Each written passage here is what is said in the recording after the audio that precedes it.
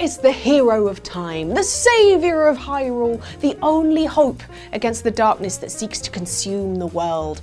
And that's probably why everyone just has to shut up and tolerate it when he does stuff like this.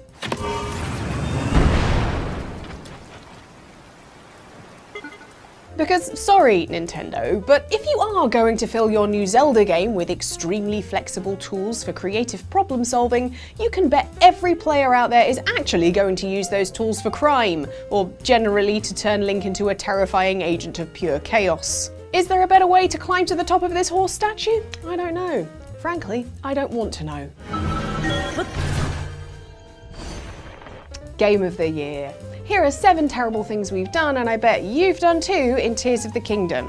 Thanks to the members of the OX Supporters Club Discord for their suggestions for this list too, you glorious sickos.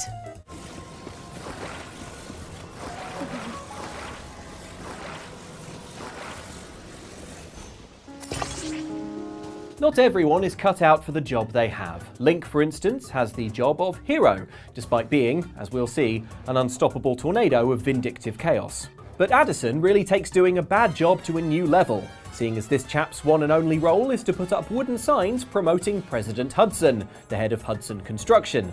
And yet he has absolutely no understanding of basic carpentry, consequences, gravity, or anything at all, really. Now, what you're supposed to do, and what Zelda series producer Eiji Aonuma certainly expected you to do, is use your limitless building power to helpfully construct solid supports for Addison's sign, so that the thing stays up when you tell him it's okay to let go, in what is basically a glorified trust fall exercise. And it's important to note that, because it means that technically what happens next is Addison's fault, because he should not have trusted us.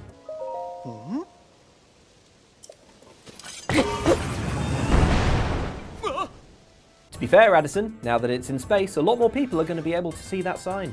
It might be fairly mean and is certainly a horrendous waste of precious Zonai resources, but there's something undeniably enjoyable about slowly constructing what is clearly an enormous FU to poor Addison as he watches on meekly, then asking him once more to trust you. Don't worry, Addy old pal, this time we mean it.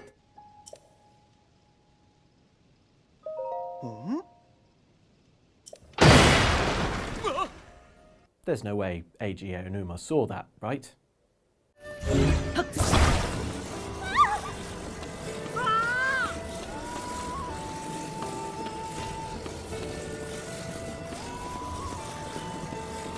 If you were having a nice walk in the countryside and then a wooden beam started hovering in the air above you, you'd probably be a bit freaked out. Just a bit.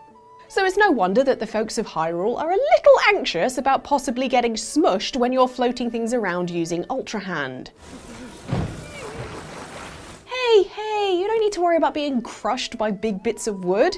You need to worry about being trapped in them like a little bug in a glass jar. See, we accidentally discovered that you can stop NPCs in their tracks if you Ultra Hand some wooden beams around them. And our curiosity getting the better of us, we decided to try something with higher walls. Cue us heading over to some busy stables, gluing together a bunch of planks, and trying to collect some NPCs in boxes, like a Pokemon trainer gone rogue. We quickly discovered that, upon seeing a more substantial trap, the NPCs really do not like this. If they can run, they will, pleading with you to leave them alone. And sure, we felt a little mean doing it, but chasing down these hapless folks was a fun challenge, which made it even more rewarding when we finally caught them. Sadly, when we tried the box experiment with horses, they would just keep running with the box around them, like some sort of giant cumbersome bridle, so it won't help you catch them to register them.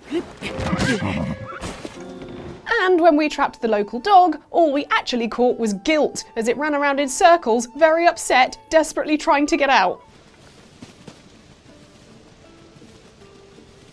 Oh god, I'm so sorry, pup. You will get all the treats.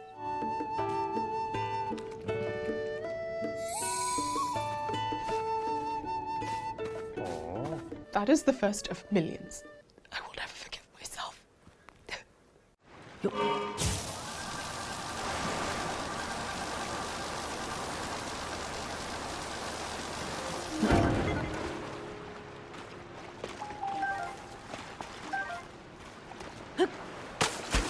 It's no surprise that players are using Link's new Ultra Hand ability to commit acts of cruelty. The Bokoblin kill box is proof of that.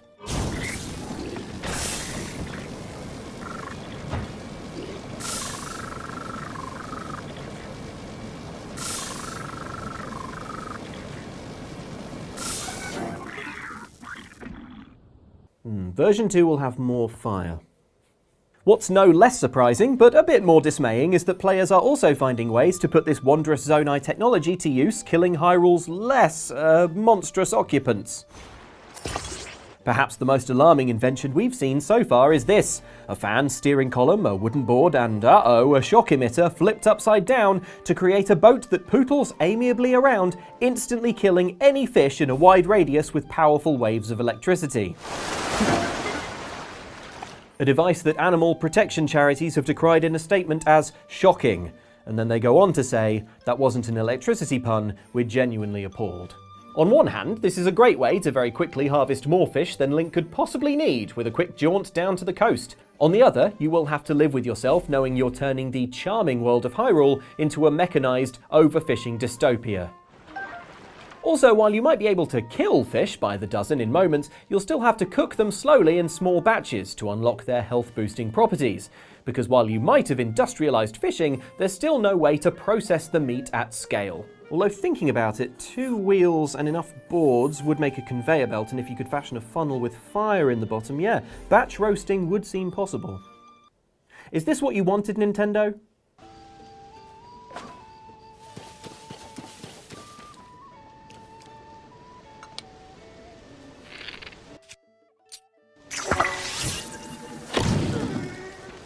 Say the words twee hee to anyone who's played Breath of the Wild and you'll likely be met with a 1,000-yard stare.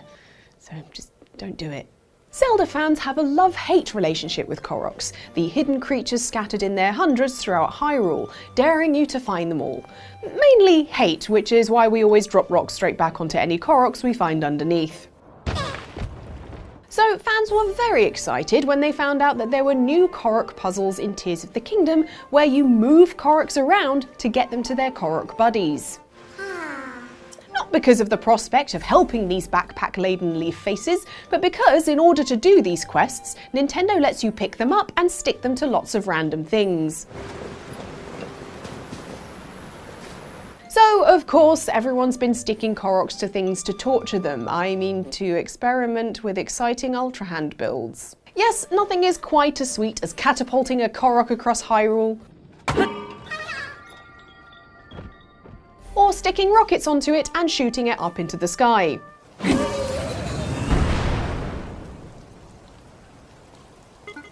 Or you can always sacrifice one in a blocky recreation of the Wicker Man. The harvest will be bountiful this year.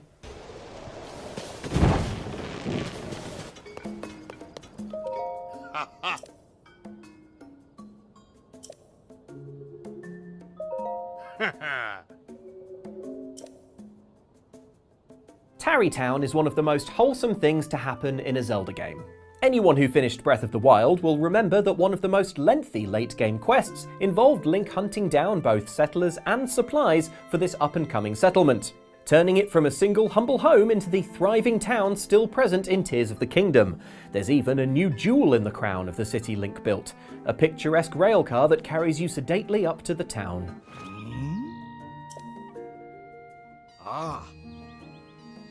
Sorry, pay up? Do you know I basically built this town? Sorry, who is this guy? This guy is Hagi, a grouchy fellow who will stop you using the railcar unless you fork over 20 rupees. No exceptions. Not even, apparently, for the darkness-sealing hero of goddamn time and Tarry Town founding member, Link. It's a minor annoyance that we responded to in a measured and proportional way, by burning his railcar to the ground.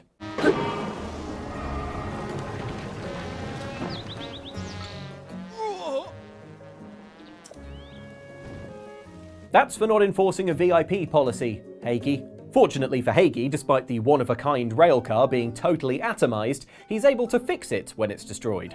Unfortunately for Hagi, it never gets any less funny to destroy his precious tramway before his very eyes.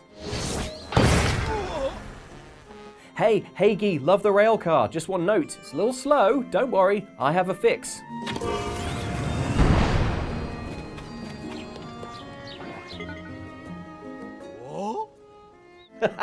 Gets me every time. Right, what is it we were doing? Something about Ganondorf? I forget.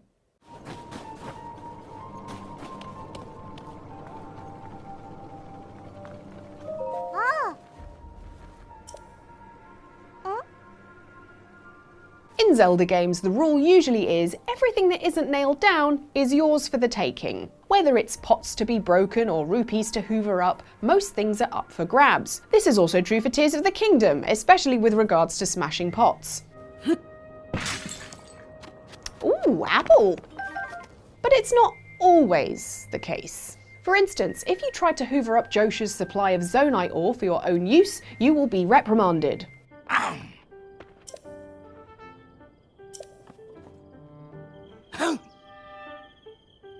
Similarly, if you try to pluck out some Zonite from a refinery, the steward construct nearby will stop and chastise you for your sticky fingers.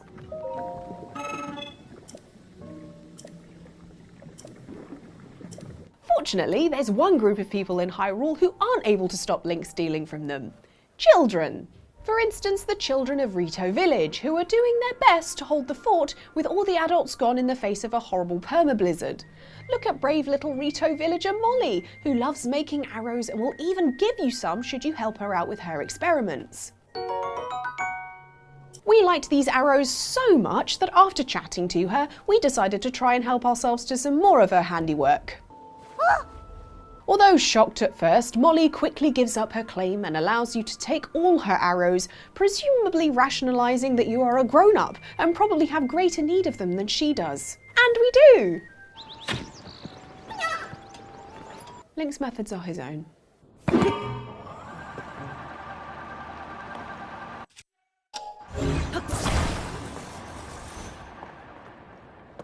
You know we don't spend all our time in Tears of the Kingdom stealing from children, right? For instance, you saw the fish electrocution, so, you know, our hobbies are diverse. But come on, how are we not supposed to at least try and steal from the school children of Hateno Village, who are in line to receive a charitable cartload of special sand seal plushies courtesy of Junie here? If Junie can manage to keep hold of them, that is. We're not proud of how many different ways we tried to make off with one of these plushies that you are, of course, supposed to load back into the cart and send on its way to the smiling children of Hateno. But we think you'd resort to stealing too because, oh my gosh, look at this little face! Get it on my sofa immediately. The problem is that despite all our best efforts, we've not been able to remove one of the precious sand seal plushies from the cart stacking minigame, because should one leave the vicinity, Junie gets wise to your thievery and stops all the fun. How then to steal one of these adorable children's toys? Well, we can tell you, because since the game came out, we've been exclusively focused on plushie theft. Junie isn't the only sand seal maker in Hyrule. Breath of the Wild fans might recall that Riju, the young leader of Gerudo Town, has a collection all of her own. In Tears of the Kingdom, Gerudo Town has become shrouded in a terrifying fog, prompting Riju to lead her people northwards, abandoning the city in search of safe haven. Which means only one thing. Journeying north to offer assistance? Her collection of plushies is completely unguarded. Oh. Hooray! Riju's plushies become our plushies, and here are entirely thievable, as well as, holy cats, fusible. Don't mind if I do. Presenting the most adorable weaponry adornments in Tears of the Kingdom. Armaments so cute, you won't even mind having your head smashed in with them while you sleep, probably. We don't feel good about stealing Riju's plushies, but hey, she did abandon them. And it's not like we're going to Hateno Village, striding up and down in front of the school children, boastfully showing off that we've got sand seal plushies while theirs are stuck on a cart somewhere.